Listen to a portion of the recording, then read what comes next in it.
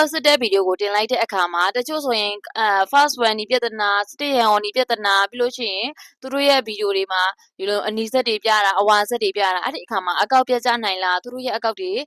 ပြတ်ကြနိုင်လားပေါ့နော်ဒီလိုမျိုးတွေမေးထားတာဖြစ်တဲ့အတွက်ကြောင့်မလို့ဒီလိုမှလာပြီးတော့ share လုပ်ပေးသွားမှာဖြစ်ပါတယ်ဒီလိုပြဿနာကြုံလာပြီဆိုလို့ရှိရင်အရင်ဆုံးကိုယ့်ရဲ့အကောက်ကိုသွားပြီးတော့ရင်စစ်ဆေးပေးရမယ်ဘယ်ဗီဒီယိုကဖြစ်တာလဲဘယ်ဗီဒီယိုအကြောင်းဖြစ်တာလဲအဲ့ဒီဗီဒီယိုဖြစ်နေတဲ့ဗီဒီယိုတွေကိုဖျက်လိုက်တာမျိုးလုပ်ပေးရမှာဖြစ်ပါတယ်မဖျက်ဘူးဆိုလို့ရှိရင်တော့အဲ့ဒီဗီဒီယိုကို apply ပေါ့နော်အယူခံဝင်တာတို့ဒီလိုမျိုးလေးလုပ်ပေးပါ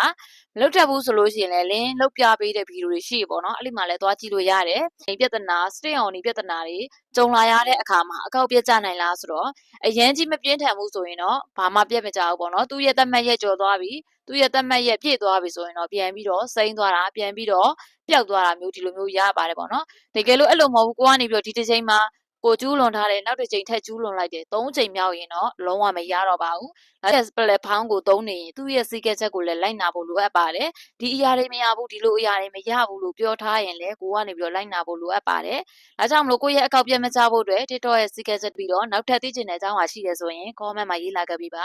နောက်ထပ်ဗီဒီယိုမှာပြန်ဆုံပါမယ်အားလုံးကိုကျေးဇူးတင်ပါတယ်